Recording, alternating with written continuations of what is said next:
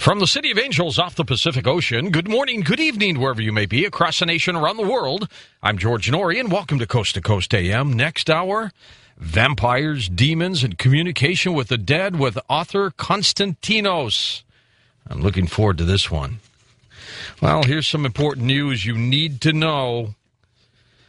The government warning all of us now and retailers to take urgent, and they mean urgent action to rid your shelves of more than 90 different products, from chili sauce to corned beef hash to some dog food produced at a plant linked to a botulism outbreak. My gosh. Castleberry's Food Company, that's the name of the company. They have closed their suspected plant. Tens of millions of cans that may have been involved, according to the FDA. The company has also hired an outside firm to visit more than 8,500 retailers all around the country in an effort to quickly get recalled products off of store shelves. So far, 4 cases of botulism have been reported, 2 from Indiana, 2 from Texas. All 4 people consumed hot dog chili sauce original, which is a product made by Castleberry's. Botulism is a rare but serious illness caused by consuming foods with the toxin, a nerve toxin that can cause paralysis of the arms, breathing muscles, and legs, symptoms such as blurred vision, slurred speech. It'll hit you generally within 18 to 36 hours. Castleberry Food Company. Look on those cans. Drinking just one soft drink a day, whether diet or regular, may boost your risk of getting heart disease, according to a new study. That's because they say a soda habit increases the risk of developing a condition called metabolic syndrome, according to the new research, and that in turn boosts the chance of getting both heart disease and diabetes. Michael Vick was ordered by Commissioner Roger Goodell to stay away from the Atlanta Falcons training camp until the Football League reviews the dogfighting charges against him. The NFL said that Vick would still get his preseason pay, and Goodell told the Falcons to withhold any disciplinary action of their own until the league's review completed. Hezbollah leader Sheikh Hassan Nasrallah says his group possesses an arsenal of rockets that can reach all of Israel, including Tel Aviv. Nasrallah said last year's war between Israel and Hezbollah did not succeed in diminishing his group's military capabilities.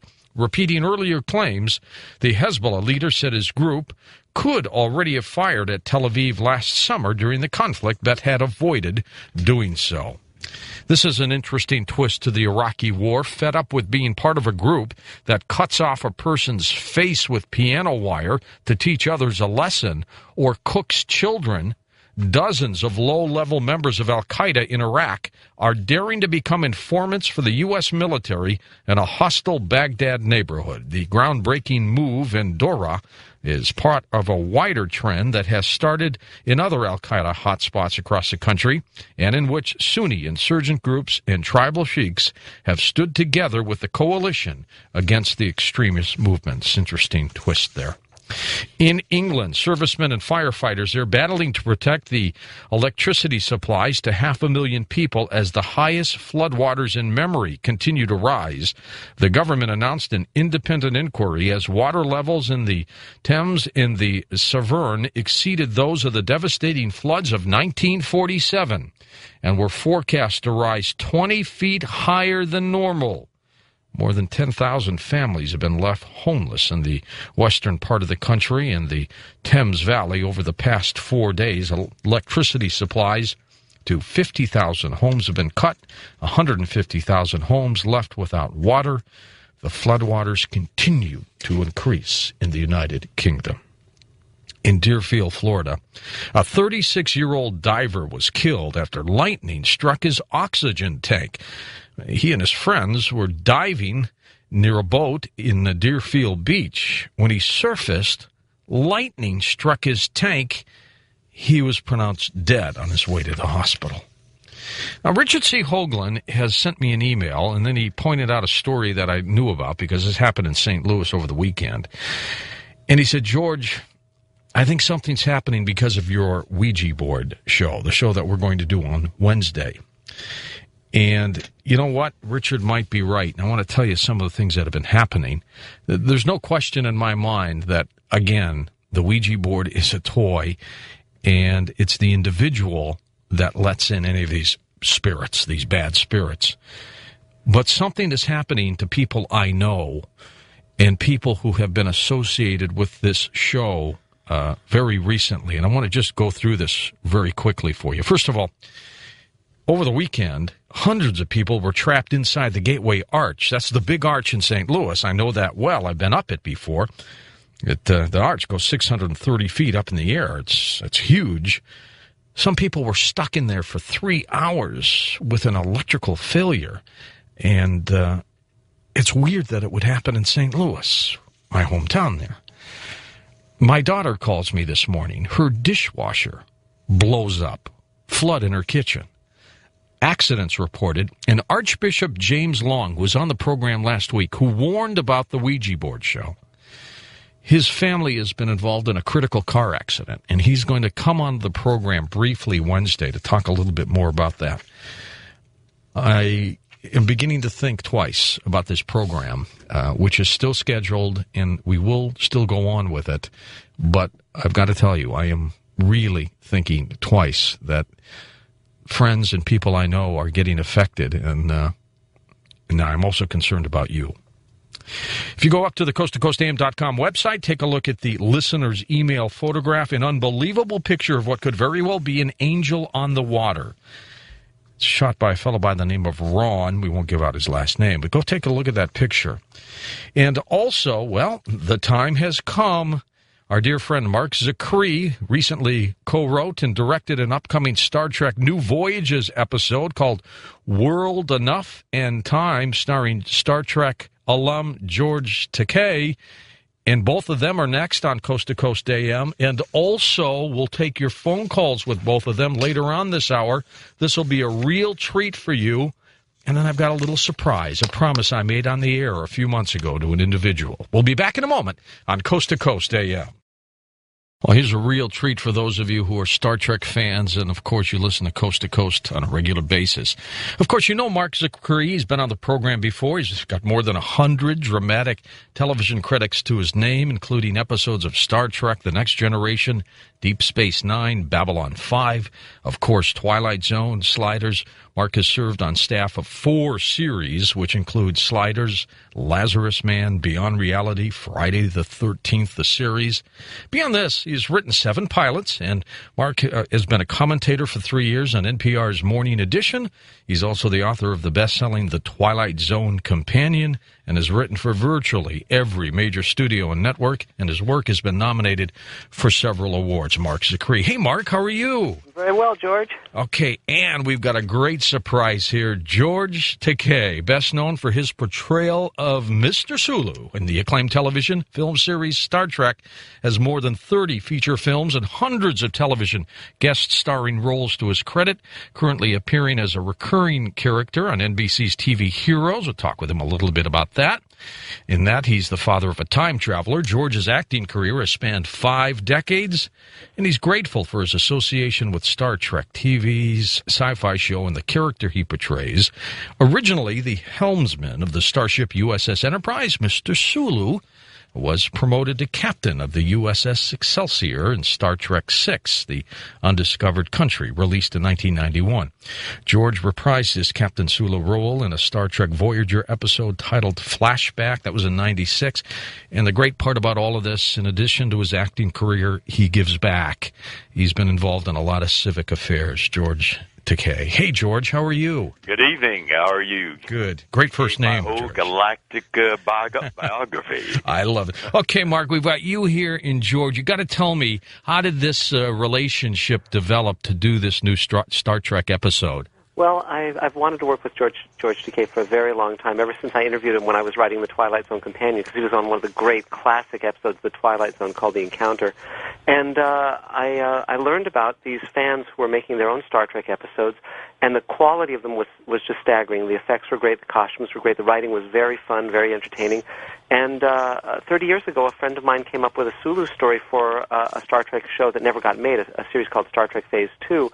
And coincidentally, in that episode, Sulu ended up aging 30 years and having a family on an alien planet that he got marooned on, and it seemed the perfect time now to do this great episode. George, I've seen a portion of the DVD. Once again, you've done a great job. Oh, you've seen it already. Yes, I have. Well, this, too, is another totally undreamed of aspect of this incredible phenomenon called the Star Trek fan following.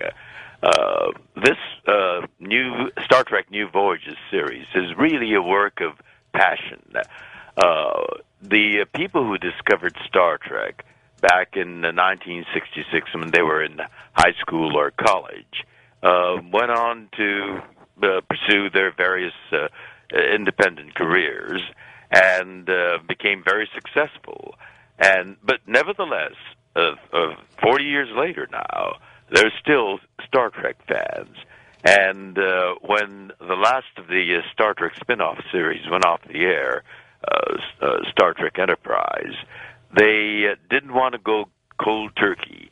So they said, well, let's do our own Star Trek series. Like, when I was a kid, we used to put on backyard plays. Yeah. But this time, their friends are internet friends. This 21st century device that they have, and so they marshaled all their friends from Europe, certainly all over North America, Latin America, Australia, and they started doing a TV series based on Star Trek. They got permission from CBS, and the amazing thing is that they're all independently successful in each their own careers. For example, the young actor that plays Sulu as a young man is a hotshot Washington, D.C. attorney. The actor that plays Dr. McCoy is, in fact, a real doctor in Portland, Oregon. And the spearhead of the whole project, James Cawley, is a very successful Elvis impersonator. I love it. George, when you first got the original part of Mr. Sulu in the original television series, how did that all come about? Tell me about the audition, how you knew it was happening. This is something I think everyone would love to know. Well, it wasn't anything too unusual. My agent called and said he had an interview for me at Desilu Studios. A man named Gene Roddenberry, who I didn't know from Adam. I went to the interview, and you're a little nervous when you're going into an interview. I mispronounced his name. I called him Mr. Rosenberry, and he, in turn, also made a mistake in pronouncing my name. He called me George Takei, and I told him, well, that's not the way you pronounce my name, but I have no objections to that pronunciation of my name because there is a legitimate Japanese word that's pronounced Takai, and it translates into English as expensive. But my name is pronounced Takei, and no producer likes to call an actor expensive. So he said, oh, my goodness, yes, you are Takei. And I told him, well, Takei doesn't mean cheap either. And that was how this whole thing began for me. Did you expect the series to run as long as it did, and also to have the kind of fan base that it developed? Well, I could tell you that because I fancy myself a visionary, I expected it to go on, and here in the 7th year of the 21st century, I'd still be talking to you about Star Trek. No, I did not. As a matter of fact, the series was very low rated, all 3 seasons that we were on, and finally, despite the fact that at the beginning of each episode we announced that we were on a 5-year mission, our 5-year mission was cut short in 3, and we were canceled then. So no, I had no idea that we would be enjoying this kind of incredible, amazing longevity. Mark, you've been a fan of Star Trek since you were a kid, haven't you? That's right, George. I was very lucky. When I was a child, I was given a Christmas present of a visit to the Star Trek set, so I actually got to see the last original episode of Star Trek being shot. It was very funny because at that point, someone on the set murmured last show of the season, and Majel Barrett said last show ever. And ironically, she's in the Star Trek New Voyages episode that I just directed and co-wrote, and she reprises the role of the computer voice. So I think we've come full circle. George, you're also doing Heroes for NBC. Tell me a little bit about that. You know what's also fascinating, and you got to tell me about this. The character that you're playing, don't you have a license plate number that was the same as the Starship Enterprise's registration number? Well, now this too is part of this incredible Star Trek fandom. I'm doing a totally different TV series, absolutely unrelated to Star Trek, but the prop man happens to be a passionate Star Trek fan, and that was his idea to give my limousine the license plate NCC 1701. And when Star Trek fans saw that, they let out a collective national whoop.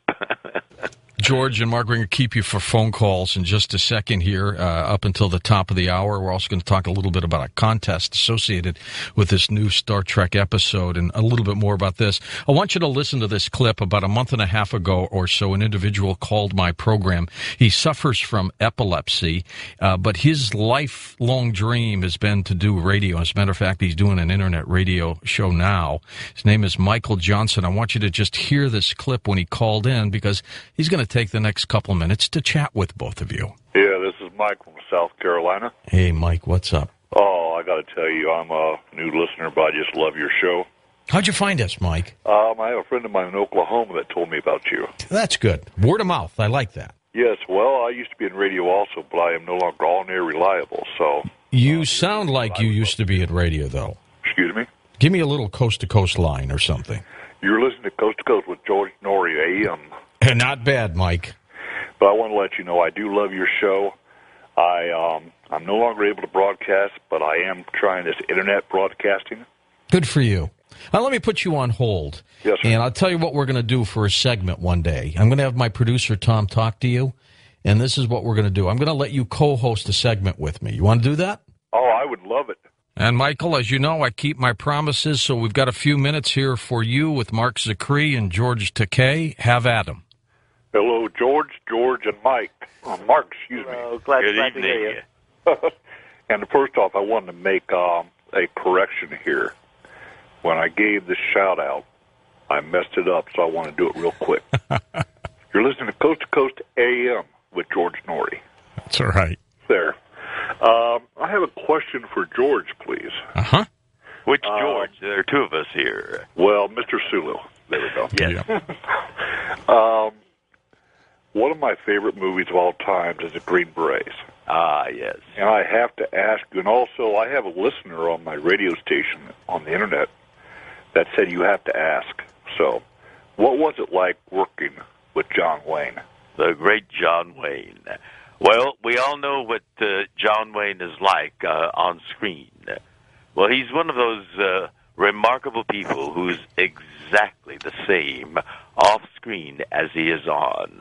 That was kind of surprising to me, because I'd found that many of these iconic actors are quite different from the iconic images that they project. But John Wayne is, you get what you see. He's a big guy. He's a decent guy. He's a very strong and commanding guy. He has great leadership abilities. He directed the film, as well as in many ways he wrote it too. We had a script, but he was pretty much making up the lines for us as we went along. And he was, I enjoyed working with him very much. So did he come up with the line, "I hate cons"? Well, you know, I did that about 40 years ago, so I my memory's not the freshest. Was that a line in the movie? Yes, it was. I see. You were Captain Nim, and you... That's right. You actually yelled, "I hate cons." And well, I really, frankly, I can't say I remember what the long time that ago line was. yes, and I just need to say, okay, I'm a Star Trek fan from way back. Well, thank I you. remember You've been trekking with us for a long time. Yes, Hey, Michael, thank you. We're hitting the break, but there's your moment, and hope you had fun. Thank you so much. Okay, that's Michael John. He's disabled. He's got epilepsy. He called in once and said this is his dream to do a little segment, and there you go. I'll be back in a moment with George Takei and Mark Zachary as we talk more about their new Star Trek episode. It's exciting stuff. It's Star Trek New Voyages, World Enough and Time. And yes, we're going to open up the phone lines, give you a chance to talk with them now as well. I'm George Norrie, back in a moment on Coast to Coast AM. And this is your opportunity now. We'll open up the phone lines with our two special guests tonight, Star Trek's George Takei and Mark Zachary. We're all next on Coast to Coast AM. Okay, welcome back to your phone calls on Coast to Coast. Mark Zachary and George Takei, of course. George, do you remember when the shuttle, the Enterprise, was commissioned? I think you were all down there in Virginia, weren't you? Not Virginia, right here in California, at Edwards Air Force Base. And yeah, I must say that was a heady experience. I mean, we're actors that fictionally portrayed life out in space. But because of that, we were able to participate in a genuine historic event, the rollout of the first space shuttle called the Enterprise. Must have been thrilling. It was an absolutely unforgettable experience. Barry Goldwater, Senator Barry Goldwater was the keynote speaker, and he gave a stirring speech. And then the Air Force band started to play a tune, and that was the theme from Star Trek. And as we heard that music, this great craft came rolling out of the hangar. It was a heart-stopping moment. Mark, this is one of your first directing jobs. Did you have a good time? Oh, it was terrific. Well, first, it was just so fun getting to work with an actor of George's caliber. It was really like starting your driving lessons by driving a Rolls Royce around the block. Well, thank you. I couldn't have done better. And a lot of I've never been called a Rolls Royce yet. Well, I think when people see the episode, George, they're going to start saying that around the country because your performance is just phenomenal. I'm so honored and pleased that we were able to pull this off. Now, what's the venue, Mark? Internet, widescreen? How are you going to show it? Well, we're actually going to have an amazing world-shaking event. We're on August 27th. We're going to be premiering the episode. We're going to have a red carpet premiere at the Beverly Hills Fine Arts Theater with a VIP crowd. George will pull up in a limo. He'll walk the red carpet. We'll go in. We'll have panels. And people can go online. They can register online on the Star Trek New Voyages website, even now. And they'll be able to see real-time as it's happening, the event, and be able to watch the entire episode just like the audience in the theater. So literally it will be a world premiere that the entire world can watch. And I think this may be the first time that's been done. That's exciting. Star Trek. Isn't that amazing? I mean, that's really taking advantage of 21st century technology. It is. It's like a beaming people aboard, George, isn't it? Well, not quite yet. Getting close. Believe me, I pray for the early invention of that. Let's take some phone calls. I just got off a plane late last night from Philadelphia, and the pain and headache and the hassle involved. I pray for the early invention of the transport. You were probably on that saying, in the film, they just transported us all over the place. Let's go to the phones. Wild card line, you're on the air with us. Hi there. Hello, George. This is for George, not Mark. Okay. I think personal Mark, but Mr. Takei, I'm not mocking you or anything, but that's your normal speaking voice. What do you mean? Do you want me to speak it just sounds like you have a natural inflection, but I'm not. I'm just wondering. That's how you talk to your friends and everything. That's the way I talk to Mark, and that's the way I talk to I'm talking to you like this. We should all be that lucky, George. And people ask me that when they meet me out broadcasting. Sometimes my inflections are a little more deliberate, but by and large, I sound the way I am, just like you do. Exactly. Yes. I mean, we communicate via our voice, and we actors get vocal training, and we learn how to articulate. So I guess it becomes a part of the way we are. East of the Rockies, you're on the air with us. Hi there. Hello? Yes, take it away. George Takei. Pronounced Takei. Do you remember when you were in Denver a few years back at one of the Star Trek conventions, a gentleman will ask you about the time that you got caught jogging in Portland, Maine without a jogging permit? Yes, I do. You have to have a jogging permit in Portland? Well, it was, I'm a very trusting and gullible guy, and Star Trek fans know that I am a daily habitual jogger, and they put two and two together, and they got one of their policeman friends, and as I was jogging Sunday morning, and there was no one around, I got picked up for jogging without a Portland, Maine jogging license. I love it. They were pulling your leg. Oh, I'm telling you. And I was, getting infuriated. I was getting outraged until I saw some video cameras there off in the background photographing the whole thing. I love it. What's home for you, George? Where were you born? L.A. I'm a native Angelino. Oh, you are? Okay. First-time caller, you are on the air with us. Wow, I can't believe I'm on. You're on with George and Mark.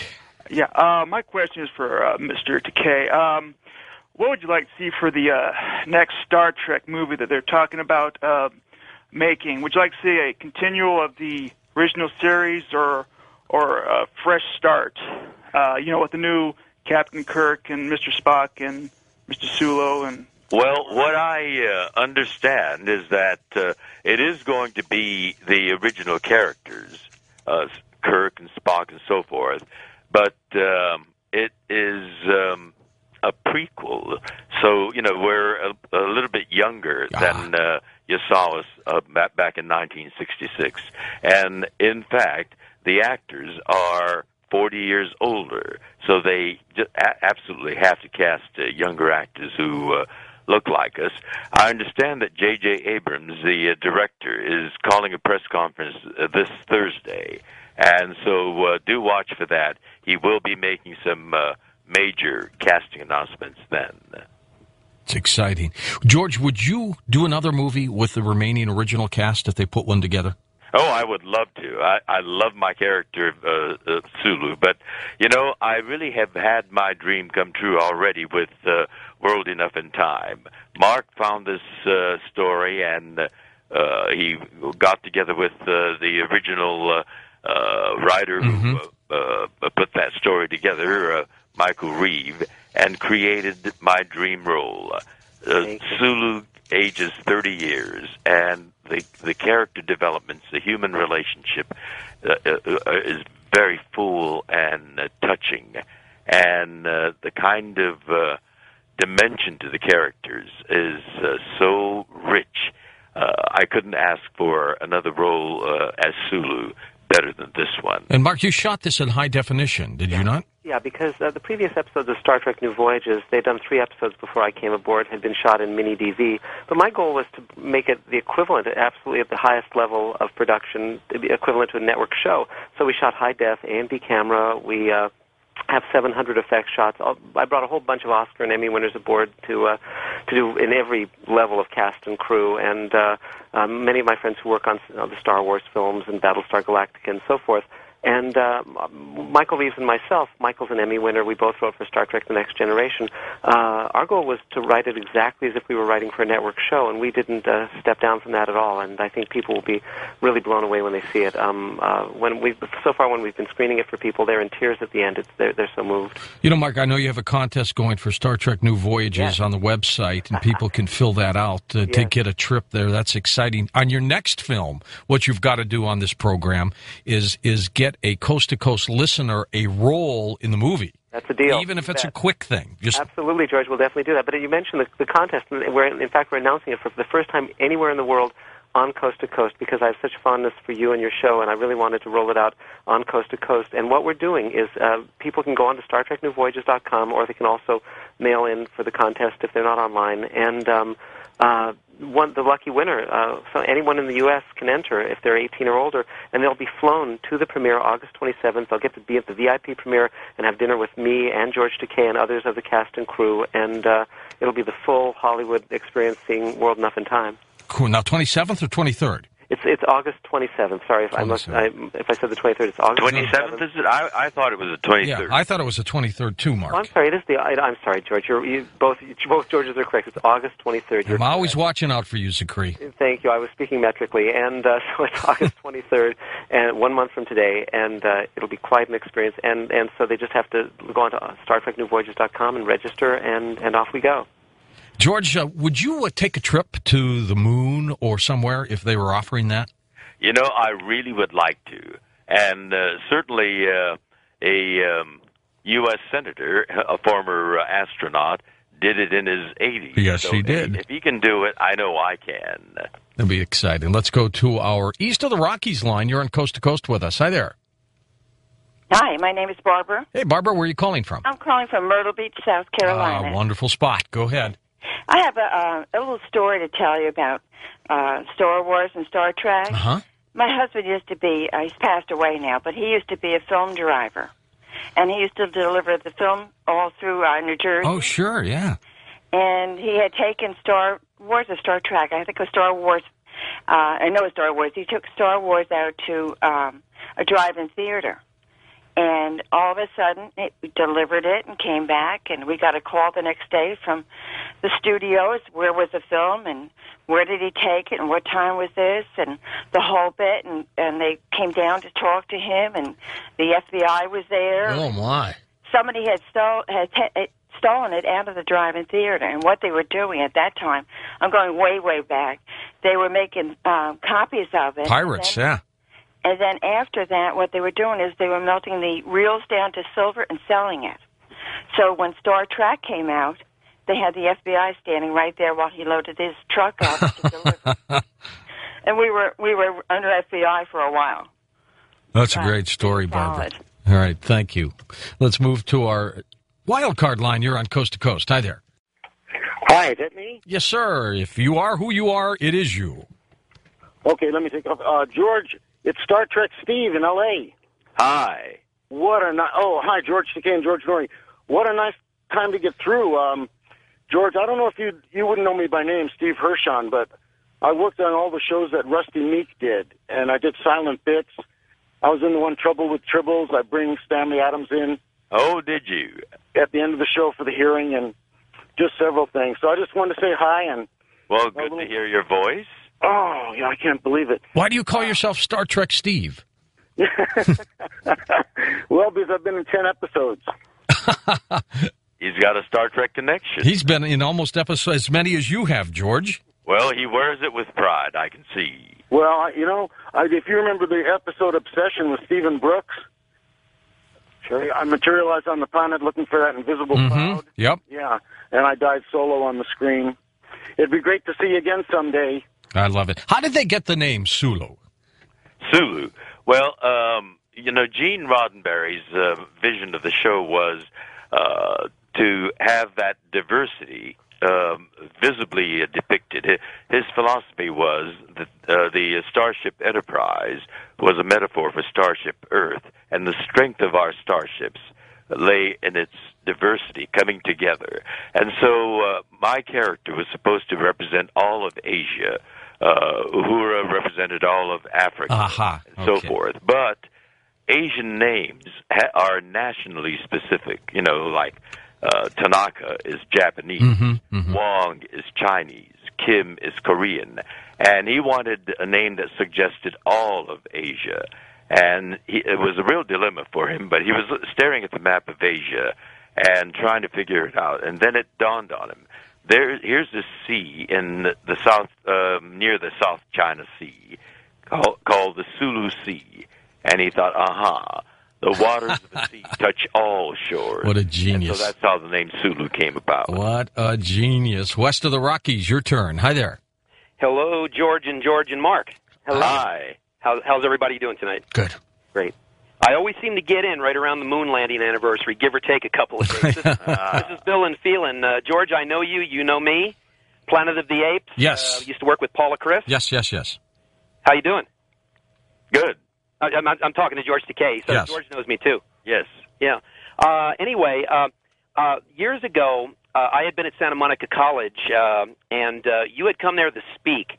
and you were on the Rapid Transit District or something. You had something to do with the Rapid Transit.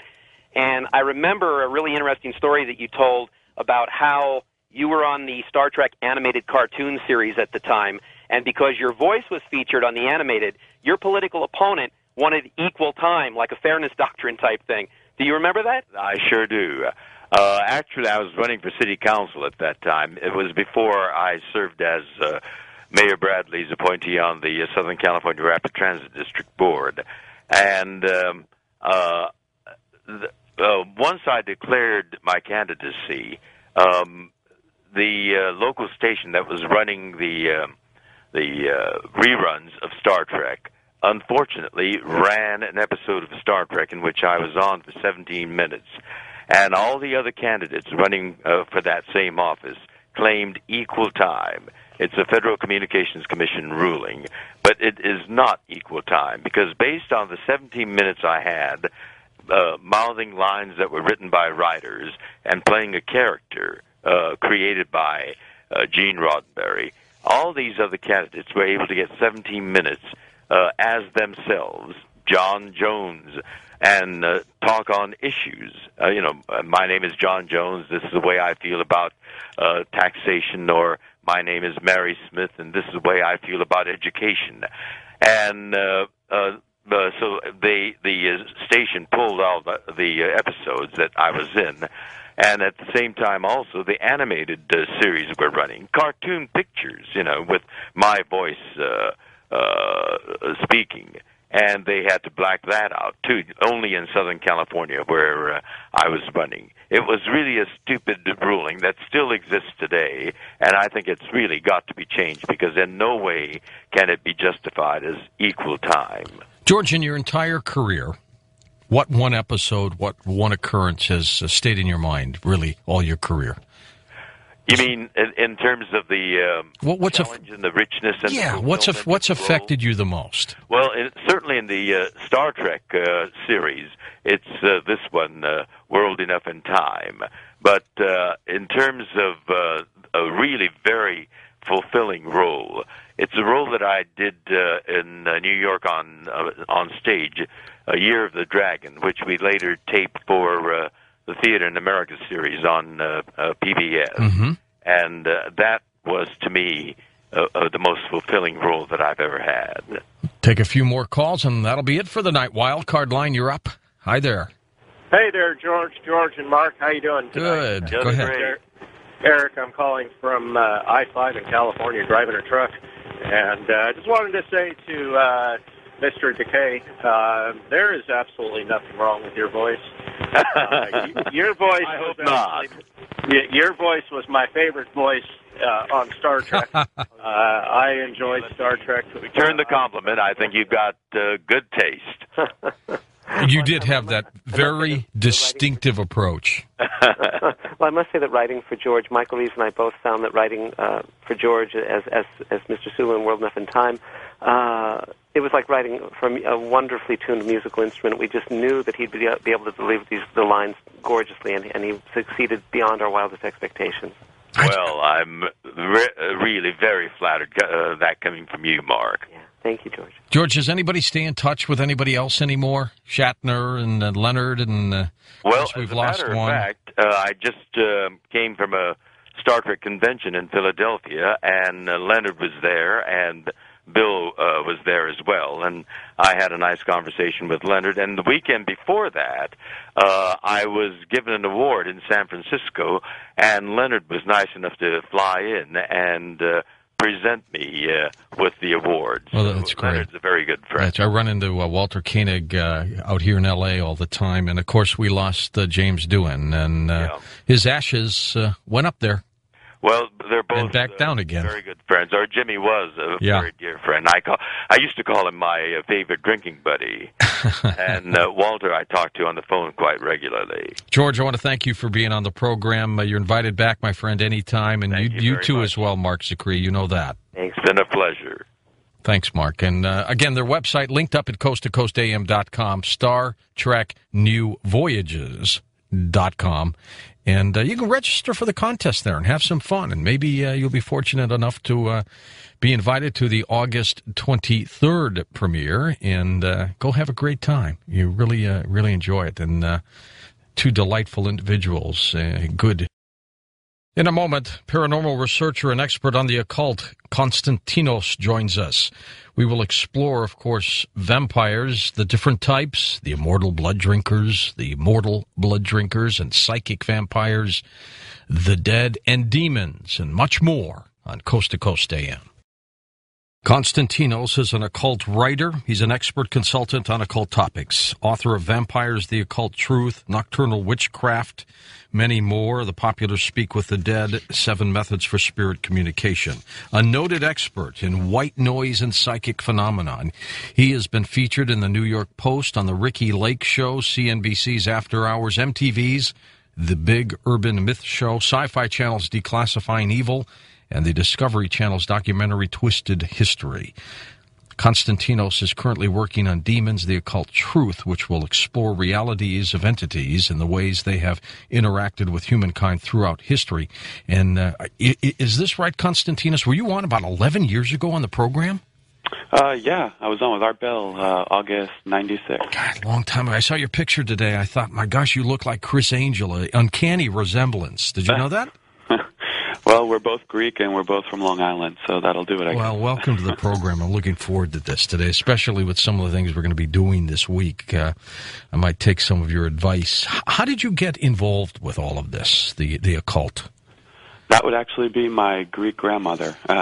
Really? Yeah. When I was young, she would babysit me and my sister, and she would tell us stories about the old country. And while my sister would fall asleep, I would sort of be fascinated and stay up all night listening. She would tell us about the dead knocking on your door, asking for food, and curses and other types of spells that people did there. What, did it become an obsession as you got older to study this? Well, when I was young and I would listen to the stories, it always sounded like there was a common thread, like there was something that made all those different kinds of stories seem related to each other. So I gradually became interested in finding out what that common thread was, and that's when I discovered the word, the occult, which just basically means the hidden. Were you able to study from anybody, or did you have to basically, once you got through the grandmother moment, go out and study yourself? Yeah, it was a lot of self-study, a lot of tracking down old books, and also coming across people at the most unlikely moments, bits of synchronicity, if you will.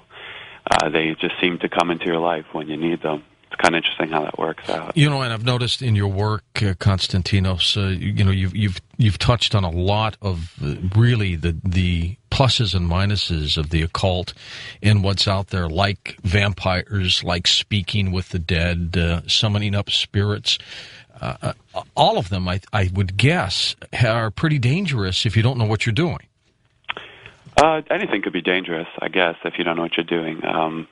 It's a raw, untapped energy form for most people, and when they first step into that sphere of being, sometimes the experiences could get out of hand. That's why I try to prepare people. But it's like that with anything, whether it's paranormal or normal. You have to prepare and go in aware of all the ramifications of your actions. Are there a lot of occultists like yourself out there that really understand what they're doing? I mean, there are a lot of people who dabble, and that could get dangerous kind of fast, right? I mean, if you go into it not really prepared for the commitment and the study required, that gets kind of dangerous. I see a lot of dabblers, people who just want a quick fix, something that'll work fast to solve their problems. And sometimes they're not ready for the forces that come back. Are there some people out there that dabble with this because they themselves might be evil? Maybe they want to put hexes and spells on people. I mean, they're out to hurt people?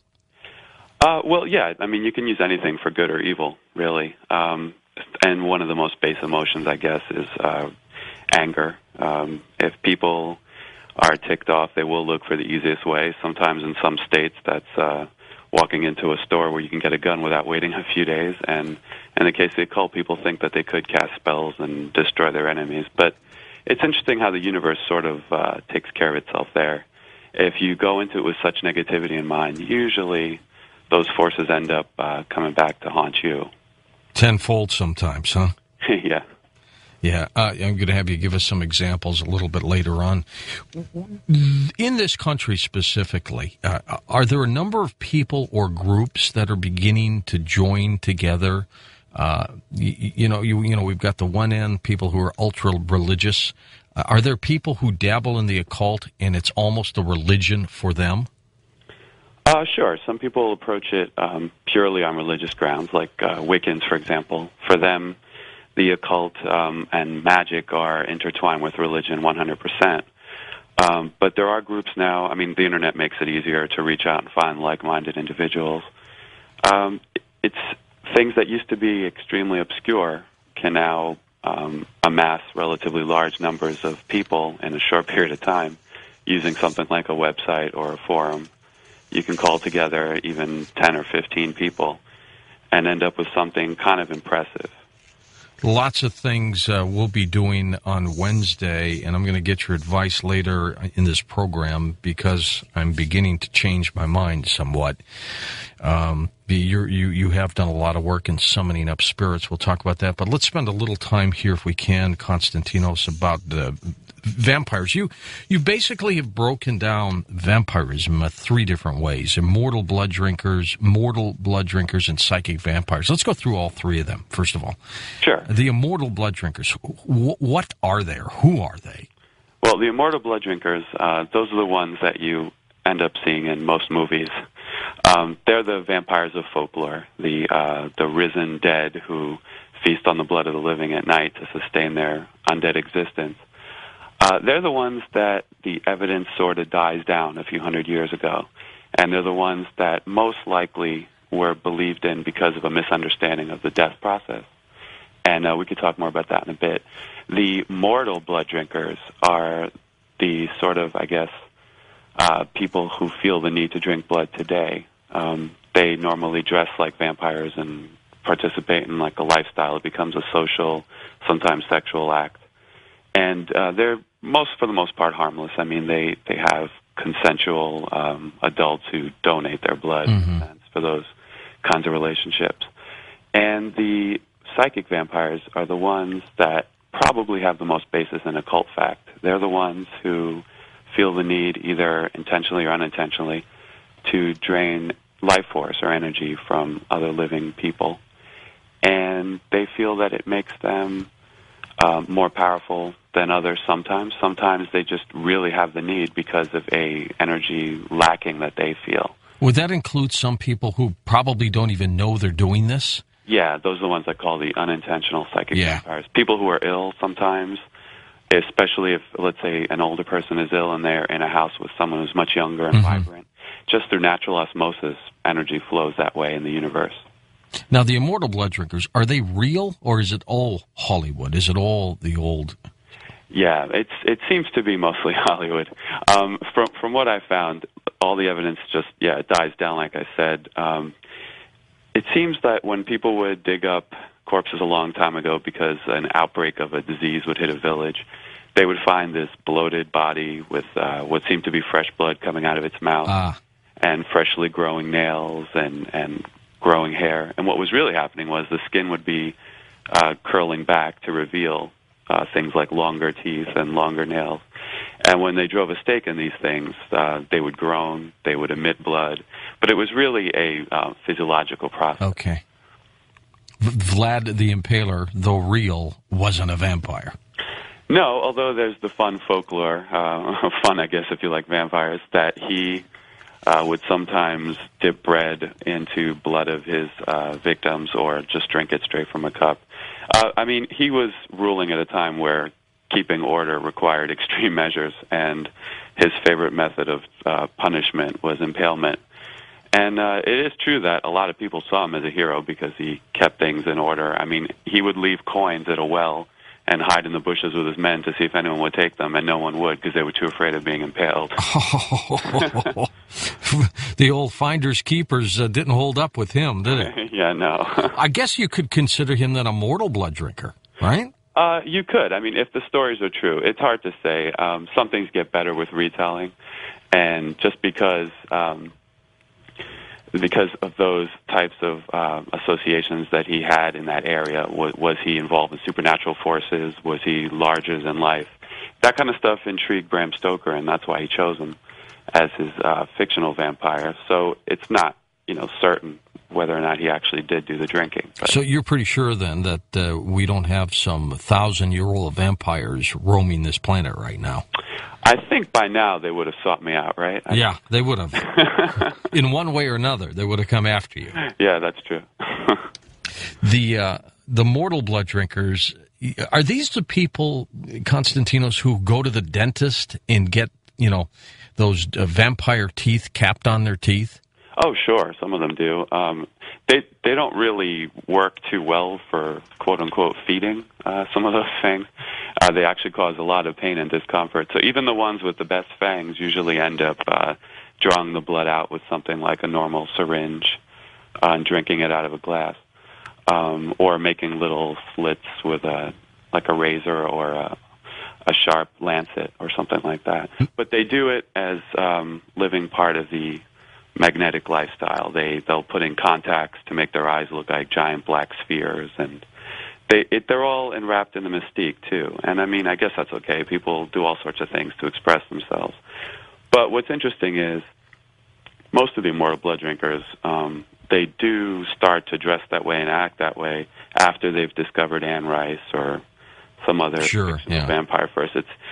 I've yet to really come across one I can prove from a very young age started wearing a cape at, let's say, 3 or 4 and, tried to fly out the window or something. Well, and, we hear all kinds of stories crossing this desk, and I have not heard one of a person committing vampirism on someone, attacking someone, trying to suck their blood out of them. I'm sure it happens, but I haven't heard many cases.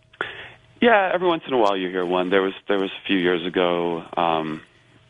There was a woman found wandering the street, and she had been kidnapped, and it turns out a guy was holding her and draining her blood. But he never really even did that before. He was just performing all sorts of sexual perversions. Yeah, he was just a wacko. Yeah. And there are, of course, vampire-inspired murders that happen every once in a great while.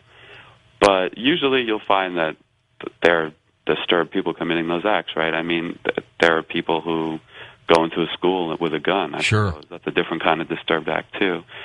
So yeah, it's best to look for those kinds of warning signs before things like that happen. As a researcher, have you ever witnessed any of these events, any of these gatherings? Gatherings, yes.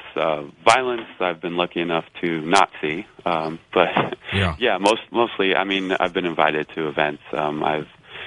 There's, for example, the Court of Lazarus in New York, where they do a very controlled form of blood drinking. They have their own secret little rituals that occur behind the scenes. And I guess if it's all consenting adults and they know what they're getting into, that's fine. But let's face it, drinking blood is probably the least safe. I wouldn't say it's very, very healthy to do that. Yeah. Are there some people, some individuals, names that would boggle our minds if we knew who they were? Anybody of notoriety? Oh, no, I wouldn't say that. I wouldn't say that any super... So the elitists of this world are not playing vampires? Yeah, no, there isn't some, secret cabal of former presidents or something. Not that I know of. That'd make a great Dan Brown album, I'm sure. We could call a movie Eyes Wide Shut or something like that. Yeah. Well, and then the psychic vampires, of course, and as you mentioned, they are people who literally draw energy from people, other people who don't know they're doing this. But how does it happen? Why does it happen? Well, in part, like I mentioned osmosis before, if someone does have less energy, the universe loves equilibrium. You see it in all sorts of systems. It just wants everything to be in one level playing ground. So if you have something putting off a lot of energy and something without a lot of energy, it's just going to flow that way, the path of least resistance. Now, if it happens often enough and the person feels better often enough, they just sort of subconsciously learn how to do it. It's like biofeedback. Like you can teach yourself how to make your hand get warmer or colder or something. And they begin to enjoy it, don't they? Yeah, without even knowing why. They just will feel better around a certain person, and they'll always want to be around them. And likewise, certain people always end up feeling uncomfortable around a certain person. Well, that's true. We've all been to a party or an event or somewhere where you know who the psychic vampire in the room is. Yeah. Yeah, it's not always just boredom. Sometimes there might be an occult cause. Were they born this way, you think? As children, it was the same, or did it develop later on in their lives? The unintentional ones, I think, definitely develop. I think something occurs, some underlying illness. I've seen it several times. I still hear about it in letters from readers. Something just comes over that person, some kind of illness, and they really just can't help it. It's something that makes them feel better. And on a mild level, it's actually not that bad. Like if the person were around a lot of really energetic individuals and they started to feel a little better, who knows? I mean, it could actually have a good result. What's dangerous is when someone decides to practice that as their form of personal empowerment, because then it does become a malicious act, and it could really lead to energetic people becoming not so energetic and actually rather ill. Have you ever been summoned by police and they say, hey, we need your help here, Konstantinos? This is a bizarre case here. No, I haven't done any sort of high-profile police case or anything like that. Anything I might have done was strictly off the record. You won't tell us, will you? Yes, strictly off the record. You know, a dentist who gives someone one of these fang caps, I mean, why did they do this? Don't they, with their own profession, want to say, I'm not going to do this to you? I mean, I guess they have them sign releases and things, huh? Well, I mean, it's cosmetic. It's someone's choice, I suppose, right? I mean, you can get caps. You can get caps to make yourself look like a horse, I suppose, if you want. If you want to. Yeah. And, of course, if a dentist gets good at that and builds up notoriety for it, it's a way to differentiate and get a different class of clientele, I suppose. Are there some dentists who basically are specialists at vampire caps? A true dentist that's a specialist. I know there are ones that are considered specialists, but they still also do fillings and things like that. But they're good at this. Yeah, exactly. There are like fang makers who go to events and things, but they usually build something that you put in like temporarily. It's like a little like wire behind the teeth sort of bridge set up.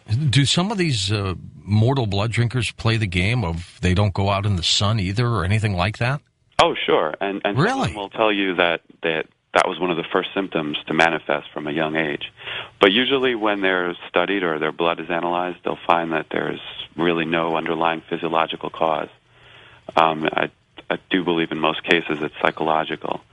But, you know, it's interesting. If people believe something enough and stick to it enough, they create their own sort of mini-reality, their own thought form.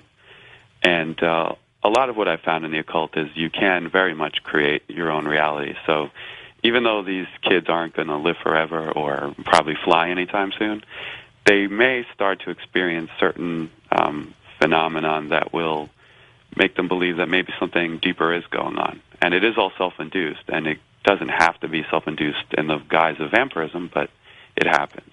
And do they act this way all the time, 24/7, or are there moments where they become relatively normal people? You can't even tell the difference who they are. Well, I mean, with some of them, it's a matter of survival. If they have like a normal kind of desk job or something. So some of them do? Yeah, they have to. We could be working next to these vampires and not even know what you're saying. Exactly. You know, they'll look all normal during the day, and then at night they'll go out and act their fantasies, which I guess just about everyone does in some form or other. They find the right places, the right clubs, I guess, to do this? Yeah, exactly. Safety numbers. They find places where people of like minds get together and they share their ideas and their actions. All right, stay with us, Konstantinos. When we come back, we'll talk about speaking with the dead. I'm George Norrie. This is Coast to Coast AM. Konstantinos' website, Konstantinos.com. That's with a K. It's linked up at coasttocoastam.com right now. Next hour, I'm going to devote the entire hour to speaking with him about summoning up spirits and the Ouija board. And when we come back, we'll talk about speaking with the dead on Coast to Coast AM. And welcome back to Coast. We're with our special guest tonight, Konstantinos, speaking with the dead. So you've done a lot of work in this area, a lot of work. Is it because of technology that has made this so easy now? It really has. I mean, it's been getting easier. And, you'll see it appear more and more in even TV shows now because it is so easy to get results, especially if you have an environment to practice in that is conducive, let's say a so-called haunted house or a place that's full of activity. If we ever get our sci-fi show back and off the ground, I want to have you on it with us, because I think you'd offer some incredible insight. Your new book, Speak with the Dead, you point out 7 methods for spirit communication. Let's go through some of those if we can. 7 methods. Okay, a few of them are sort of elaborations on the same idea, the recording of voices. And electronic voice phenomenon, I mean, everyone's seen it by now. It's the idea that the dead can influence magnetic media or other kinds of media to imprint voices. So in the book, I go through the methods for just capturing voices from the air without anything but a recorder. Then we move into using white noise, which there was a movie I was seeing. Oh, yeah. Michael Keaton. Yeah. Did you like that movie? It was, Hollywood, right? Yeah. I mean, yeah, it sort of went way off there, and I mean, I guess there would have even been better ways to do that, but it was fun. I mean, you can almost watch Michael Keaton on the interviews for that, not seem that into it after, like, day one. Yeah. Yeah, well, the idea is still there that using some kind of material, like white noise or static, it makes it easier to manipulate and create voices. But lately, more and more people have just been experimenting with pure recording with high-quality gear, like either a hard drive or a digital recorder. There's no interference, no hissing that's not conducive to detecting voices. And once you capture something now, it's becoming easier. As you mentioned technology, it's easier now to grab the waveform on a computer and amplify just a specific area using something like Cool Edit Pro or other widely available software. Right. And then you could just bring it out and hear it and slow it down and speed it up. And sometimes changing the speed makes it easier to recognize if it's a guy or girl or maybe even someone you know. If you get a moment while you're chatting with us tonight, to get up to the coasttocoastam.com website, take a look at the feature email that was sent in by one of our listeners. Give me your impression, if you can, on that photograph of what looks like an angel floating on the water. And, you know, a lot of things we can do with, Photoshop and things, but this one's pretty eerie. And, I'm not so sure that that's a doctored picture. That might be the real deal. But I want to get you... it right now. Okay. Do you see it right there on the homepage? Yeah. Let's see. Isn't that weird? It's definitely hard to tell. I mean, that's... It's a good one, whatever it is. Yeah. I mean, the source... the size of the source material is not quite big enough to be able to... Well, you can click that. It'll open it up for you. No, I did. Yeah, okay. I brought it up. I'm looking at it in high resolution. It's possible. I've definitely seen stranger. Yeah. Why are they captured? You know, those that are real, those that are out there, these images, why are they captured on film or digital? I mean... it's basically just another form of emulsion, another form of getting an energy form onto something that captures it. I mean, using photographic plates to capture energy is a very old practice. I mean, it's still used in some form when you're doing quantum mechanics experiments. If you want to try and understand particle behavior, you'll still use essentially a glorified photo plate to capture something that's normally invisible. So if you want to talk about the type of energy that's easily manipulated, very subtle energy can be easily recorded onto film, more easily than it could be detected with the human eye. Yeah, I was going to say, because very rarely do people ever see anything, but as soon as they go back and look at their film or look at the digital, there it is. Yeah, it's the idea that a lot of phenomena are based on the idea that the energy's there and these sort of signals are there, but we're not really able to tune into them all the time. We're in so-called daytime consciousness too often. We're focusing on work or whatever, and we sort of shut down those parts of our mind that could be tuning in. That's sort of how the Ouija board works, really. I mean, you can think of the Ouija board as like, let's say it's drizzling all over your town.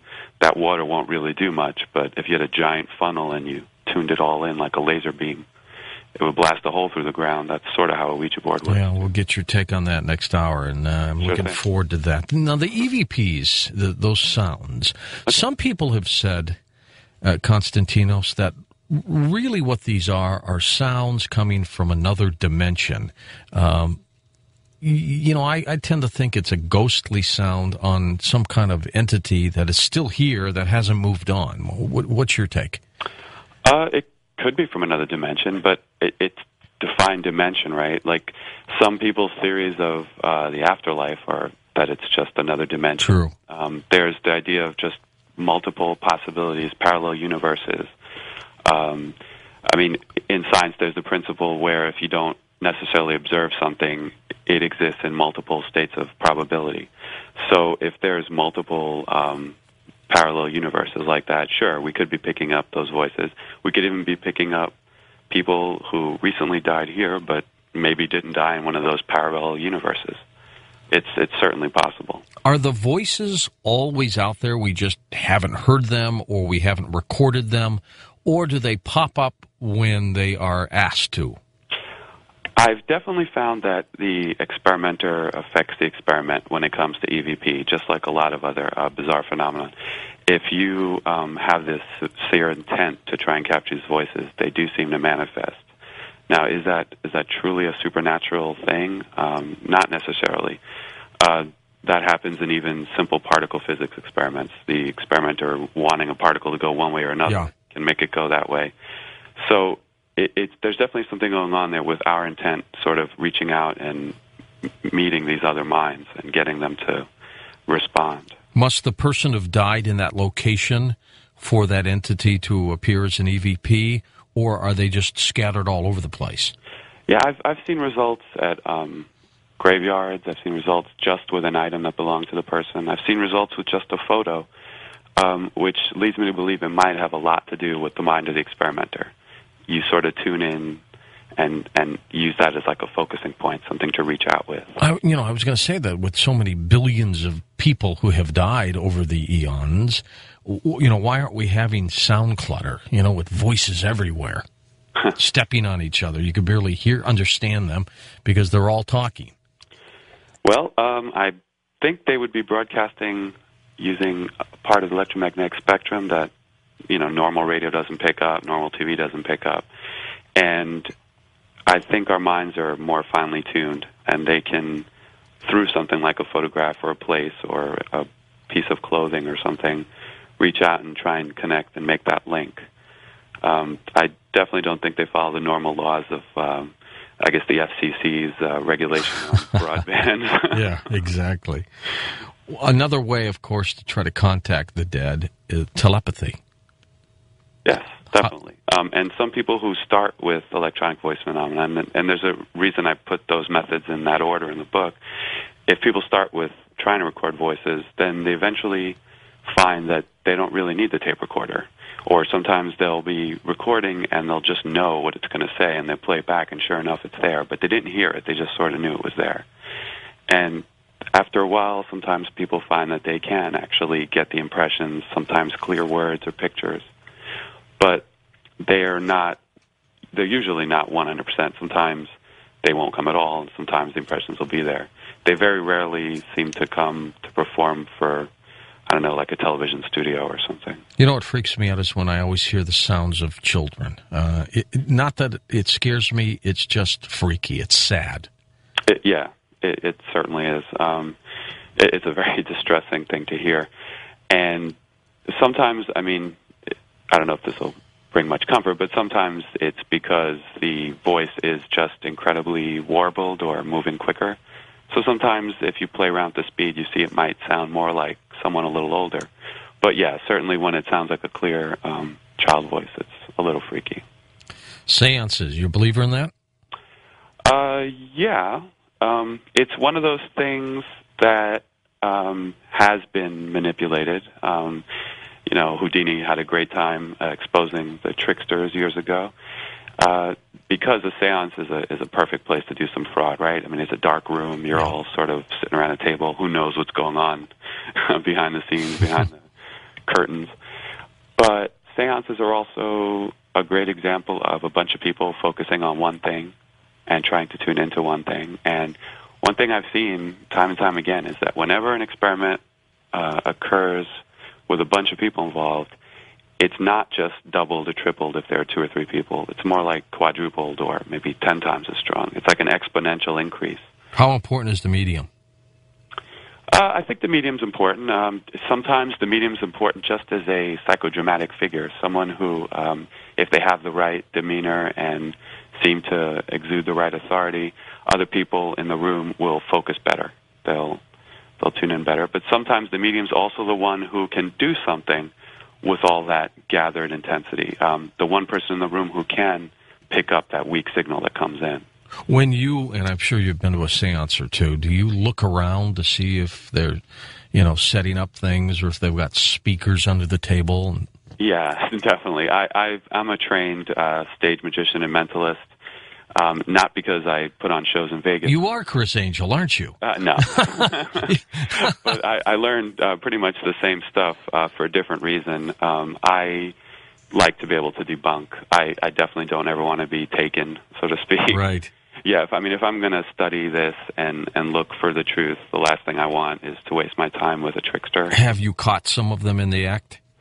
I've seen it, and I've seen it in high-profile events where I really can't say anything for litigious reasons. Until later, I guess, or... Yeah, totally.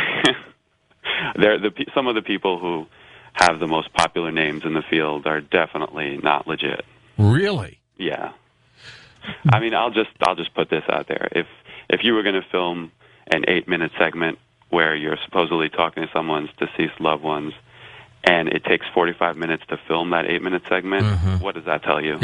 Yeah, exactly.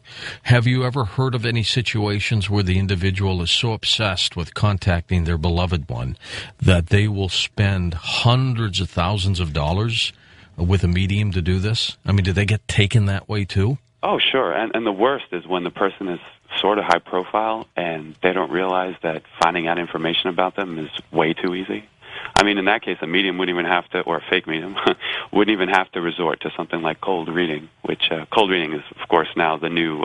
what is that? The new seance, made for the TV age. It's where you literally pump for information and do so in a way that the person being read only remembers the hits and not the negatives. Interesting. How can you give me an example on that? Well, one good way to do it is if you're in the same room as the person, you can read their body language, see how they respond to certain cues. And the person being the person who's trying to look for their departed one. Sure. Okay. And if they're particularly distressed, it's extremely easy because they want it to work so bad. Yes, they do. They're not even going to try and be skeptical. And usually what they'll do is, and this is an old mentalist technique. It used to be done in fake psychic shows on stage. What you would do is you would use a lot of positive reinforcement words. All you remember was that a lot of positive words were said. And people in the audience sometimes will remember it all as being positive. For example, if you keep saying, yes, yes, do you understand this? Does this make sense to you? Yes, yes. If you keep throwing all the yeses out there, the only thing the audience remembers hearing is yes. Yes, yes, yeah. This guy's good. Yeah, he was never wrong. Even if the person's like flinching or, Yet during some of these hoaxes or frauds, it is real in some cases, isn't it? It could be. It's a funny thing about acting. It's just like before when we were talking about vampires. If someone acts something and pretends it enough, every once in a while a real glimpse will come through. What I think is interesting is I'm sort of wondering if some of these people think that they're not using cold reading. And every once in a while, they do actually get something real, and it just reinforces it. And they luck out, basically. Exactly. But from what I've seen, I don't think the dead come 100% on demand. But you do believe the dead is out there? Yeah. And again, it might not necessarily be for the explanation that we want it to be. It might not be that they're exactly in the heaven we're visualizing, and we can reach out to them forever and ever. It might be, parallel universe theory like we talked about. It might just be a recorded sort of emanation. Or it could be, this is a stretch, but it could be our own latent psychokinetic ability imprinting their voices on a tape. But that would be the ultimate wish fulfillment, right? I have had people, Konstantinos, call this program saying that they have received telephone calls from their dearly departed, and the caller ID will be very strange. I mean, all ones, for example. It's just weird. What's going on there? I've seen that phenomenon. It's been around a long time, and it's yet another electromagnetic emanation. Anything like this really loves electronics. Any kind of phenomenon like this definitely manifests electronically. It's pretty much the same as a tape recording. Sometimes it's solicited. Sometimes you literally ask, and you get this kind of phone call. If you think about it, the mechanism for making a phone ring is a lot simpler than recording a minute of audio. We will, in your last hour with us, the third hour, open up the phone lines, and you may get some incredible calls from people who've had their loved ones call like that. I remember one where a person, their grandmother called after they had died. They didn't know it, of course, the individual, and then he gets a call from his mother and says, your grandmother died, and he'd already talked with her. I mean, it's really weird things like that. Yeah, I've definitely seen that. The immediate sort of distress apparition phenomenon comes through in phones and dreams and other things. What about the computer age now? Does that have anything to do with this? Yeah, it's the same kind of technology being used. People are trying to capture everything from text to images right on their computer from the other side.